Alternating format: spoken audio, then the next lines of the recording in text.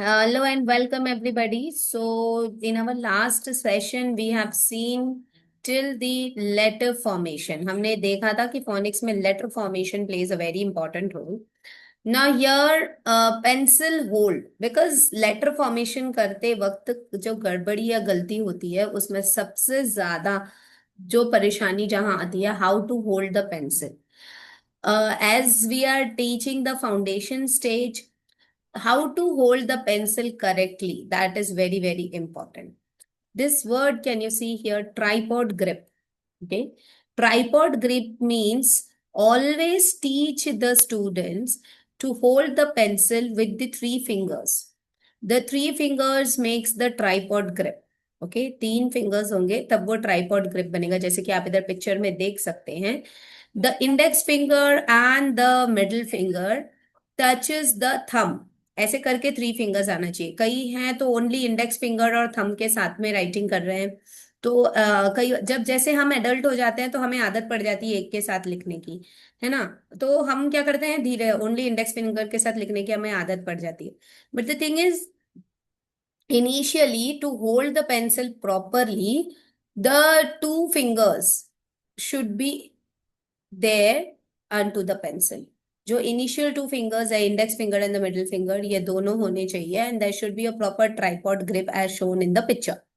Okay, and then let them start tracing in the air with holding the pencil. Then let them start tracing on something which is very soft to them. It may be a clay, it may be sand. मतलब clay पे भी pencil चलाने की practice कराएं उनको, sand में भी pencil चलाने का practice कराएं with the group, with the grip, proper grip. Okay, then let them trace the proper letter along with the correct formation.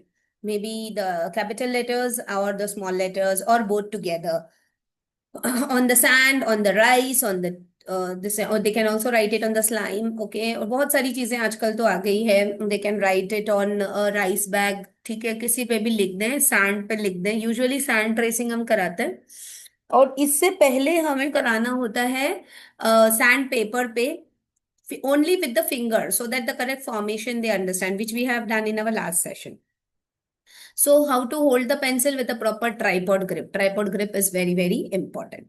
Now, the very important part of phonics, that is blends.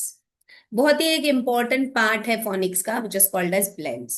अब देखिए, जैसे blends नाम ही हमको समझ में आ रहा है, it is something which is mixing. ऐसी कुछ चीज जो mix हो रही, ठीक है, something which is mixing and something which is getting in a combination with. कुछ ऐसी चीज जो एक कॉम्बिनेशन के साथ में आ रही है, दैट इज मिक्सिंग. ठीक है, तो जब हम मिक्सिंग की बात कर रहे हैं तो यहाँ पर जो मिक्सिंग हो रही है, that is a proper process where individual sounds in a word are running them together to make a proper word. ठीक है, अब क्या हो रहा है कि यहाँ पर जब हम ब्लेंडिंग करते हैं तो यहाँ पर two letters, three letters, four letters जब मिक्स हो रहे हैं, ब्लेंड हो रहे हैं, तो यहाँ पर उनके जो इंडिविजुअल साउंड्स है वो कंबाइन होंगे and they will be red together. ठीक है, आप उनको जब अलग अलग बोलेंगे तो वो अलग साउंड आता है, लेकिन जब एक साथ बोलेंगे तो दोनों का साउंड आता है. Right, for example we tell here, like if you are making a milkshake. ठीक है, in a mixie you are blending a milkshake, right? So when you are blending a milkshake, like for example if you're making a banana milkshake, what you will pour, what are the ingredients? Banana and milk along with the sugar, right? ये इसके ingredients होंगे. अब अगर आप इन तीनों ingredients को, like sugar, if you taste it's sweet, banana is having fructose into it and milk is having lactose into it, like as you all are adults, तो मैं आप लोगों को ये हाई लेवल का एग्जांपल दे रही हूँ. अदरवाइज हमारे जो फोनिक्स के सेशंस होते हैं, अगर आप लोगों ने पहले अटेंड करे होंगे, जो हमारे ईसीसी के वेबिनार्स होते हैं, उसमें हम नारियल की चटनी एक्सप्लेन करते हैं, कोकोनट चटनी और anything, any type of chutney we explain them, ताकि क्योंकि चटनी जल्दी अच्छे से समझ में आ जाता है. मिल्क शेक के अंदर मिल्क, ये शेक बनाने में क्या है, we are using the chemical terms there, because सारी चीजें मीठी होती है इसमें, तो फिर हम क्या बताएंगे, every the taste is sweet sweet sweet, right. But आप सभी ऑलरेडी टीचर्स हैं तो आप लोगों को पता है कि एक में लैक्टोस होता है, एक में फ्रक्टोस होता है और एक में सुक्रोज होता है. राइट. सो ये तीनों का टेस्ट जो है डिफरेंट है. It's a type of sugar only, but all these three sugars taste separately. Right, तीनों शुगर्स का टेस्ट सेपरेट आता है. In fact sucrose and saccharin, like sugar and saccharin, वो दोनों का भी टेस्ट अलग अलग है. सैक्रीन क्या होता है? जो शुगर का जो बचा हुआ पार्ट रहता है ना, उससे सैक्रीन बनता है. मतलब शक्कर का बूरा टाइप कह लो, that is the saccharin. Okay, it's a chemical substance only. It's not actual sugar, but it's a chemical substance. But it is used in different types of juices and all. जो हमारे canned juices होते हैं उसमें ज्यादातर sugar के जगह पर saccharin use किया जाता है, which is actually harmful for our body. चलिए ठीक है, वो तो एक चीजें हैं, वो फूड वाला और हेल्थ वाले पार्ट में अब हम अभी नहीं जा रहे. We have to focus on phonics, because जब हम ट्रैक कर छोड़ देते हैं तो फिर दिक्कत हो जाती है. सो लाइक लेट अस सी, जब ये तीनों का टेस्ट हम अलग अलग करते हैं तो we get a different taste, right. So similarly when we blend some letters, we get different sound individually. मतलब जैसे for example blue, the colour blue, blue colour का spelling BLUE. So like initial B और L, जब हम B का sound बोलते हैं, like अभी आप लोगों को साउंड्स पढ़ाया नहीं है लेकिन फिर भी आपको पता होगा, बी फॉर बॉल, राइट. सो अगर हम फर्स्ट लेटर का साउंड निकालने का कोशिश करें, इट्स ब, राइट. सो ब is the sound for B, and ल is the sound for L, right. So we call it as blue, we do not call it as बलू. दैट बी और एल को अगर हम, जैसे मैंने आपको कल की क्लास में बताया कि भाई साउंड बोलना है, तो भाई इन दोनों का साउंड भी तो बोल रहे हैं मैम, आपने कल ही तो बताया साउंड बोलना है, तो हम साउंड ही बोल रहे हैं, कहाँ गलत है? आप मुझसे कहोगे, मेरे से पहले तो बच्चा कहेगा अगर आप बच्चे को पढ़ाओगे. अगर आप बच्चे को बोलोगे ब्लू स्पेलिंग BLUE लिखो, अगर साउंड से पढ़ने बोलेंगे तो बच्चा बोलेगा बलउई, बलउई, बलौए, इस तरीके से पढ़ेगा, राइट. आप अलग अलग इंडिविजुअली उसको पढ़ के देखिए, क्या आप उसको ब्लू प्रॉपर पढ़ पा रहे हैं? और वो ऊ भी नहीं पड़ेगा, उसको आ बलाए, बलाए पड़ेगा, because as per phonics, B says ब, एल सेज ल, एंड यू सेज अ, एंड ई सेज ए, जो मैं अभी आपको सिखाऊंगी, राइट. तो जब इसका साउंड के हिसाब से, अभी जैसे मैंने आपको प्रीवियस क्लास में बताया कि लेटर्स के अलग अलग नाम होते हैं और उनके साउंड अलग होते हैं, रीडिंग में साउंड ही काम आता है टाइप. तो लाइक अगर मैं आपसे कहूँ कि भाई साउंड ही साउंड आ रहा है, साउंड पर ही फोकस करना है, तो अगर आप इसकी स्पेलिंग अगर आप देखेंगे, तो इसकी स्पेलिंग जो है वो तो भाई इस तरीके से ही प्रोनाउंस की जा रही है. तो this is wrong, right. I would request please mute your devices. I am sorry, मैं यहाँ से स्टॉप करती हूँ और यहाँ से मैं I'm very sorry. Actually, we are recording this, so I would have to keep you on restricted mute. Thank you. If you have any doubts, we will have the session after the recording. Don't worry. चलिए. जब हम sounds की बात कर रहे हैं तो फिर आप फिर यही बोलोगे, मैम पिछली क्लास में तो आप कह रहे थे कि हमको साउंड बोलना है, अब हम साउंड ही पढ़ रहे हैं तो अब ऐसे बोल रहे हो. तो यस, हम ही ऐसा बोल रहे हैं, because there are some sounds which are blended and given to us. जैसे आपने हिंदी में देखा होगा ना, संयुक्त अक्षर. हिंदी का संयुक्त अक्षर एक है जिसे हम कहते हैं क्ष, है ना. एक ही संयुक्त अक्षर की मैं बात कर रही हूँ, क्ष. क और श दोनों को मिलता है क्ष, क्षत्रिय का क्ष. उसी तरीके से ज्ञ भी होता है ना, ज्ञानी वाला ज्ञ. तो वो ग और य को मिलकर बना है ज्ञ, है ना. तो वो संयुक्त अक्षर है जो हमको बनाकर दे दिया गया है, राइट, इन हिंदी. सो सिमिलरली ऐसे ही ये जो संयुक्त व्यंजन होते हैं ना, उसको हम ब्लेंड्स बोलते हैं, राइट. जो मिलकर हमको बनाकर दिए गए हैं और इसमें दोनों का साउंड आता है, ठीक है. तो it may be 2 letters, it may be 3 letters, it may be 4 letters. इस तरीके से ये आए. The sound must be said quickly to say the word. What is the rule of blend? While you are reading any blend, the sound must be said quickly. That's why in blue it's blur. Oh, अब ये ई का sound क्यों नहीं आ रहा, हम आगे जो spelling rules देखेंगे उसमें बताएंगे आपको. There's a magic E rule there. इस वजह से ई का साउंड नहीं आता. Now next, the sounds which are represented. They are also sound of in a different mode.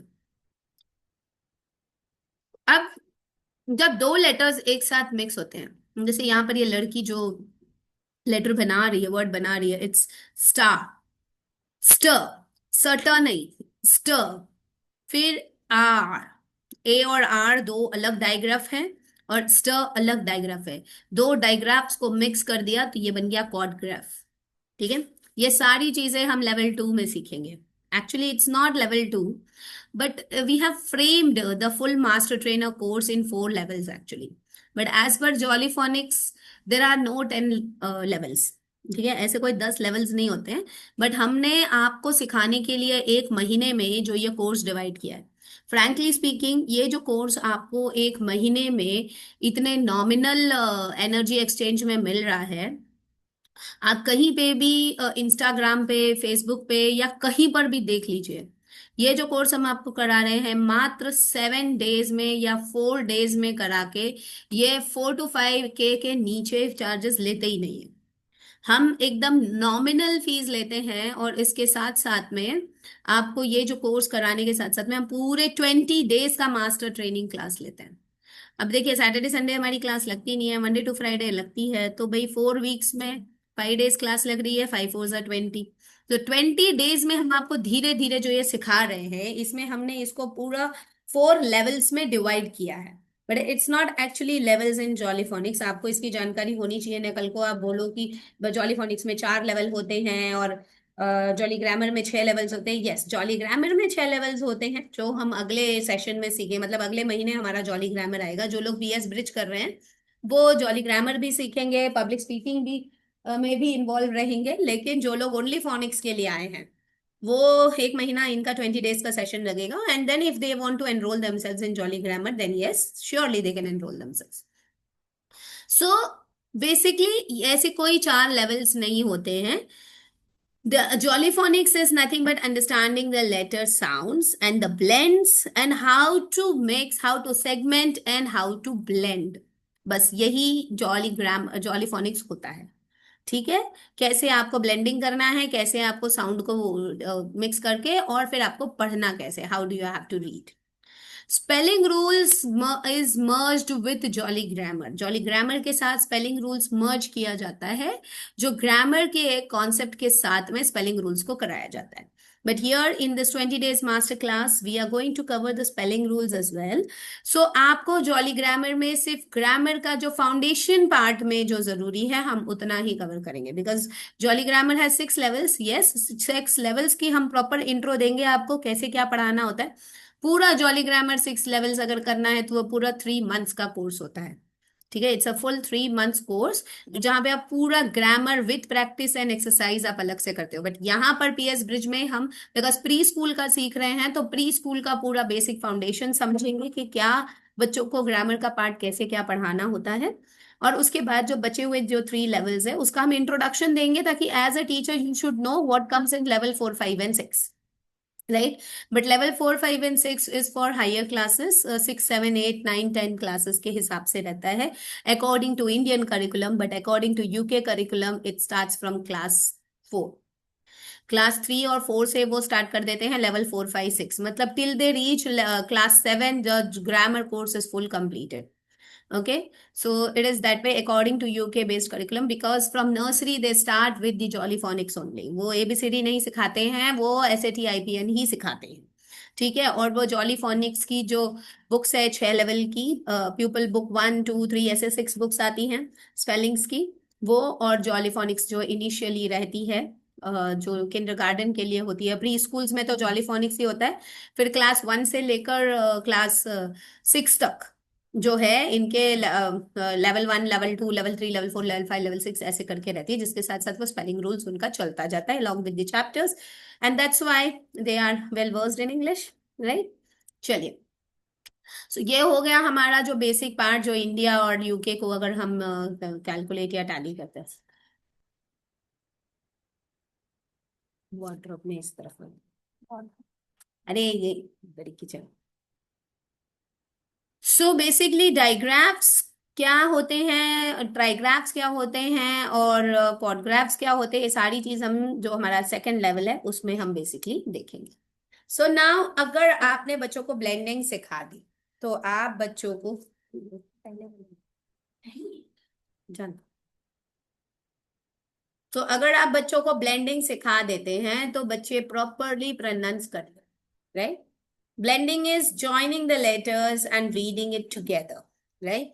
But here, the next part is identifying sounds in the word. What does this mean? आप इसको कहेंगे segmenting, which is also called as reverse of blending. We'll call this as segmenting, which may also be called as reverse of blending. Reverse of blending का मतलब होता है कि यहाँ पर आप बच्चे को, जैसे ब्लेंडिंग में हम लेटर साउंड को जोड़ जोड़ के पढ़ना सिखा रहे हैं, तो इसका रिवर्स हुआ यानी इसका उल्टा हुआ तो क्या होगा, मतलब हम बच्चे को वर्ड दे रहे हैं और बच्चा उस वर्ड को ब्रेक डाउन करके एक एक इंडिविजुअल साउंड बोलता है, that is called as segmenting, right? So when we teach them blending, they are getting the digraphs, trigraphs, and quadgraphs. Okay, there are also diphthongs which we'll be learning in our next level. So ये segmenting में क्या होता है, individual sounds break down करता है, बड़े words से sound को ब्रेक करेगा, ठीक है? Like if the child is reading math, the a, p, as you can see here in the picture, m, a, p, p. Here in segmenting, you have to give only those words which can be segmented. वो words जो segment हो सकते हैं at the initial stage. Words which cannot be segmented at the initial stage, वो आप बच्चों को अभी नहीं देंगे because बच्चों को थोड़ा सा सीखने में समय लगता है, आइडेंटिफाइंग को, साउंड को आइडेंटिफाई करने में थोड़ा सा समय लगेगा. We adults do understand as soon as possible, but kids need practice. So by practice and by time only it is going to come and they will understand, right? So I hope the segmenting is clear to you. Now, there are some words who do not follow the phonic rule. The phonic rule is nothing but जो phonic में sound आ जाता है कि इस sound को, इस letter का ये sound है और इसको blend करने के बाद ये बनता है. But there are some words who do not follow that sound, and while blending also they are not able to be blended. वो blending हो ही नहीं सकता है, ऐसे बहुत से sound होते हैं. सो there's नथिंग बट आपको उसको निमोनिक्स की ट्रिक यूज करके, नाउ निमोनिक्स एक ऐसी टेक्निक है, एक ऐसी ट्रिक है जिससे आप याद रखते हैं, लाइक जो आपके विबज्योर आपको पता होगा. What is VIBGYOR? To remember the rainbow colours, right? तो VIBGYOR, VIBGYOR, to remember the rainbow colours, violet, indigo, blue, green, yellow, orange, red. So that's a mnemonics. That's a trick of letters which make them understand that yes, with this we remember the colors of rainbow, right? Similarly, आप कुछ बड़ी सी spelling को याद करने के लिए आप उस बच्चे को ऐसा कुछ एक सेंटेंस बना के बोल दे, लाफ एट अगली गोट्स हेयर, एंड इनिशियल देखिए, तो लाफ वर्ड आपने बुलवा दिया और यही इसकी लाफ की स्पेलिंग है, LAUGH. It's little bit tricky, थोड़ा सा ट्रिकी चीजें हैं जो इरेगुलर वर्ड्स के लिए यूज किया जाता है. Laugh is actually a cord graph joining with letter L, ठीक है? AUGH is a chord graph, GH is a digraph, AU is a digraph, and both the digraphs joining together becomes a chord graph, and then it merges with letter L and then it becomes laugh, ठीक है? तो ये कोई भी phonic rule follow नहीं कर रहा. GH is घ but it says, and then AU is a but it says a. Okay, so ये मतलब उस रूल को फॉलो नहीं कर रहा है, and that's why it comes under tricky word. Now here I just want to explain you that there are the difference between tricky words and sight words. What are sight words? Sight words क्या होते हैं? Sight words are the words which are seen at a time. Its sight is SIGHT. Okay, इसका spelling है SIGHT. So ये sight means where whatever you are seeing all around you, you remember that, right? So that may be the phonic word list, that may be the rhyming word list, or that may be the words which we usually use in our language, like English language में I, me, he, she, it, they, These are the words we are usually using in our sentence. These are the common words which we are using in our sentences. Like ये pronouns है, but हमको English बोलने के लिए basically ये words use करना ही पड़ता है, राइट? फिर कुछ एडजेक्टिव्स है, कुछ वर्ब्स हैं, और आप इनको भी अगर अपने क्लासरूम में लगा देते हैं तो बच्चे उनको रेगुलर वे में रीड आउट भी करेंगे, उनको देखेंगे भी, तो ये वर्ड्स हो जाते हैं साइट वर्ड्स, ठीक है? लेकिन tricky words are the words which can not be blended. They are irregular words which cannot be blended, right? So tricky words can be presented as sight words. ध्यान से समझिए मेरी बात को. Tricky words को आप sight words की तरह बोर्ड पर लगा सकते हैं, अपने क्लासरूम को tricky words से डेकोरेट कर सकते हैं, because the child is going to see and read it. Tricky words को सिखाने का बस एक ही तरीका होता है कि बच्चों को उसको बार बार देख कर रीडिंग करना है, क्योंकि वो फोनिक साउंड में ब्लेंड नहीं हो सकता, उसमें कोई स्पेलिंग रूल नहीं लग सकता, उसमें कोई साउंड की ट्रिक नहीं लग सकती है, and that is why they are tricky words. तो ऐसे हम जब बच्चों को फोनिक सिखा रहे हैं तो they may be a question in the mind कि मैम आपने तो ये वाला रूल बताया लेकिन इस वर्ड में तो ये रूल फॉलो नहीं हो रहा है. तो इसीलिए हम आपको ट्रिकी वर्ड्स इंट्रोड्यूस करें, because that word is tricky and that can not be blended into the phonic. तो हम क्या करते हैं, उसको साइट वर्ड्स के अंदर ट्रिकी वर्ड्स यूज कर लेते हैं, राइट? बहुत से लोग ट्रिकी वर्ड्स और साइट वर्ड्स दोनों को सेम समझते हैं, इसीलिए इस कंफ्यूजन को दूर किया. Sight words are different and tricky words are different, but yes, tricky words can be used as sight words in the classroom, but we cannot say that sight words are tricky, right? कुछ sight words tricky होते हैं, कुछ sight words नहीं होते हैं, like he, me, these are the tricky words only. They cannot be blended like he, her, he. तो ये है होना चाहिए, है ना? According to the jolly phonic sound, it should be है, her, it should be है, but what do we call? We call it as he. So it's a tricky word. H and E both together we are calling he, but it's a tricky word. It is not getting blended into the phonic sound. Okay. So हम उसको sight words के अंदर डालकर फिर बच्चों को सिखाएंगे. So usually the words which we are using in the English language, they are tricky. Regular words, regular English में जो words हम use करते हैं वो tricky words ही होते हैं. Like you, इसके बिना आप इंग्लिश सिखा ही नहीं सकते हो. ही है, शी है, और इट तो चलो ठीक है फॉलो हो रहा है. यू, YOU, वी, वी भी नहीं, we is also a tricky word, right? तो इनके अलावा आप इंग्लिश सिखा ही नहीं सकते हो बच्चों को. जैसे ग्रामर में भी आप सिखाओगे, आप प्रोनाउन सिखाओगे, तो ये वर्ड्स आपको सिखाने पड़ेंगे. So during the child is learning the letter sounds, that time only if you are introducing tricky words to them, then the child will be able to understand the grammar part as soon as the child has covered the phonic sound, right? So tricky words are the exemptions, like in science. Science में जैसे mercury is the only liquid metal. Science है भाई, इतना बड़ा science है कि rocket को चंद्रयान पहुंच गया चंद्रमा पे.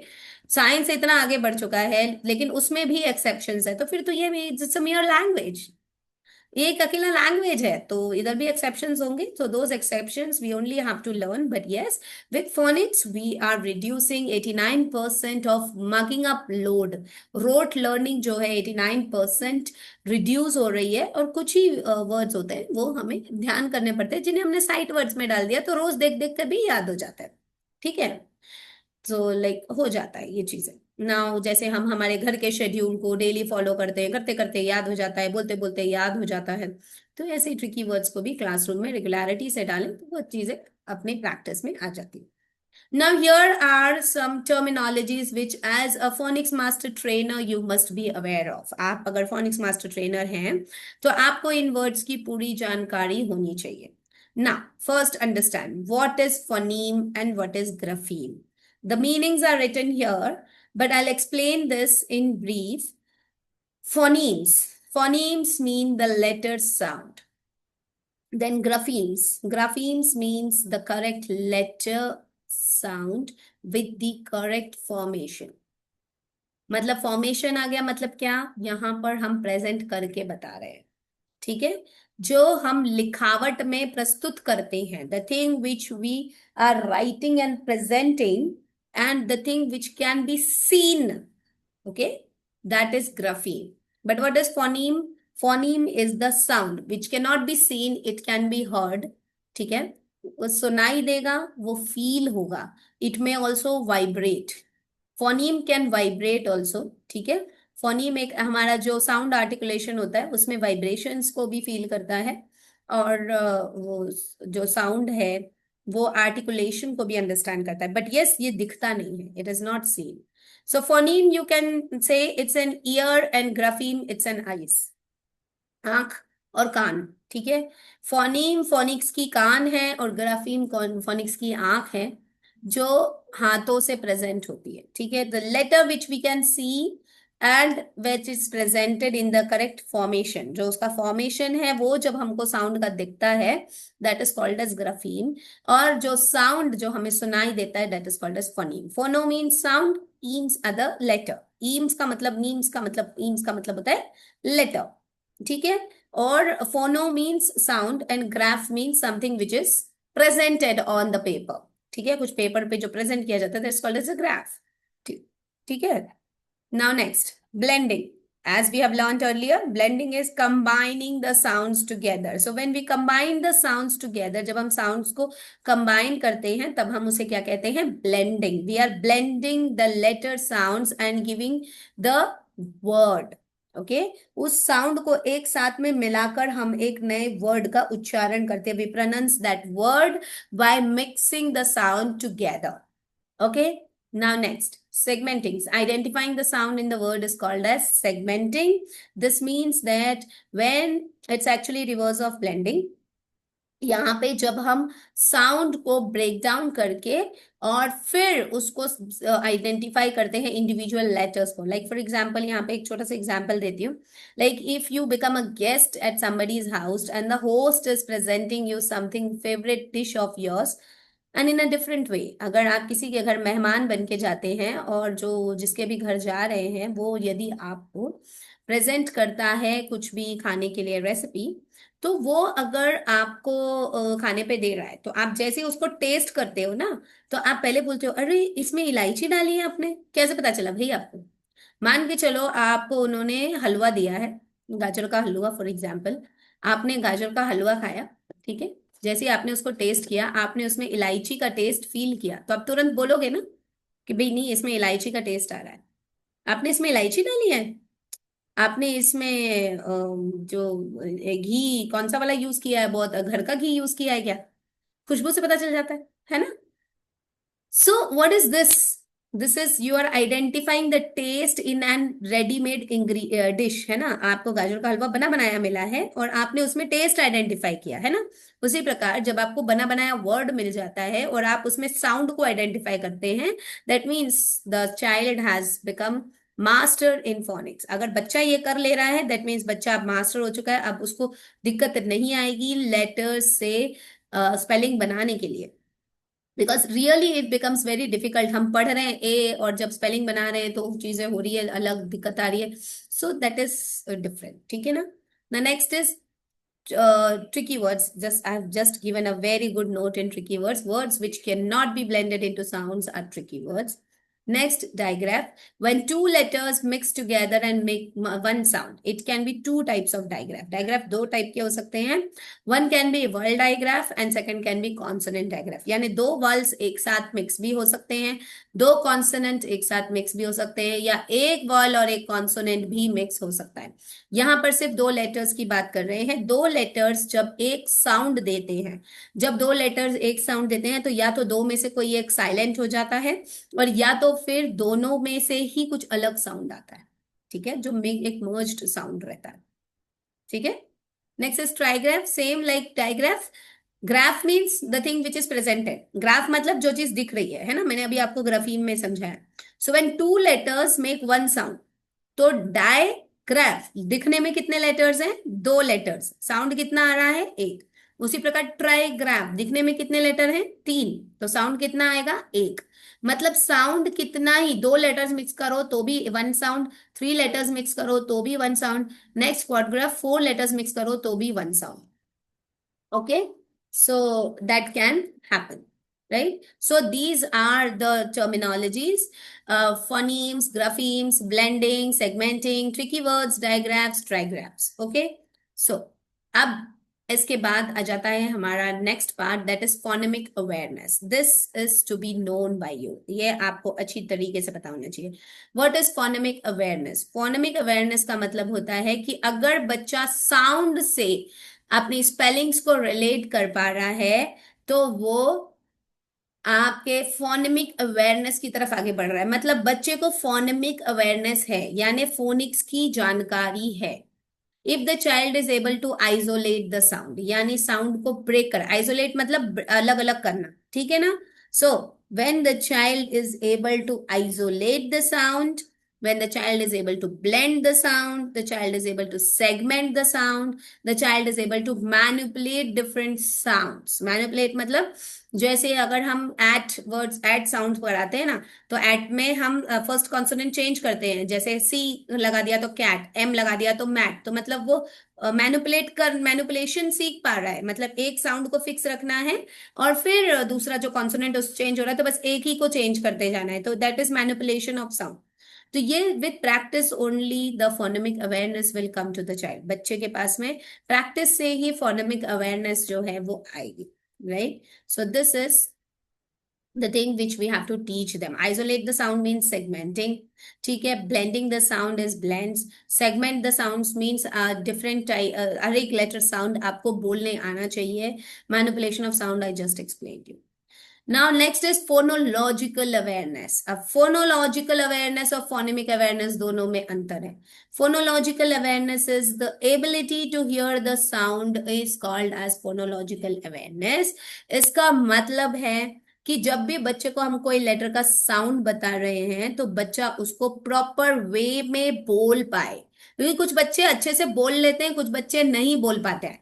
हो सकता है उन्हें फोनेमिक अवेयरनेस आ जाए बट उस साउंड को निकाल पाना इट बिकम्स डिफिकल्ट। लाइक कई बार हमें भी थोड़ी दिक्कत होती है ना, जैसे many people from South India they are not able to say many different letter sounds. Many people like say yum to M, right? So like ये चीजें होती है। सो इन रीजनल एरियाज, अलग अलग रीजन पे जो हमारा साउंड का एसेंट होता है थोड़ा अलग होता है।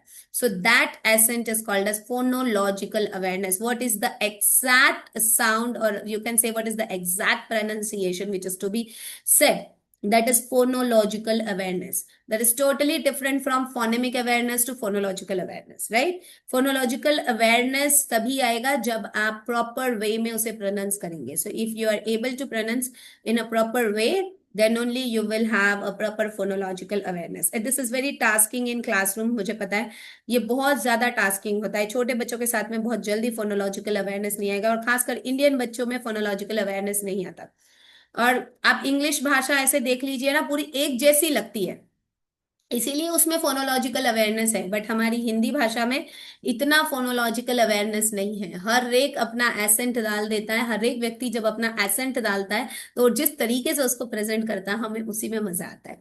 चाहे कोई बंगाली हिंदी बोल रहा हो, चाहे कोई गुजराती हिंदी बोल रहा हो, चाहे कोई मराठी हिंदी बोल रहा हो, वो होती हिंदी ही है, बट अलग तरीके से हमें जब मिलती है ना तो हर एक का टेस्ट और स्वाद हमें मिलता है, right? We Indians actually enjoy our democracy in that।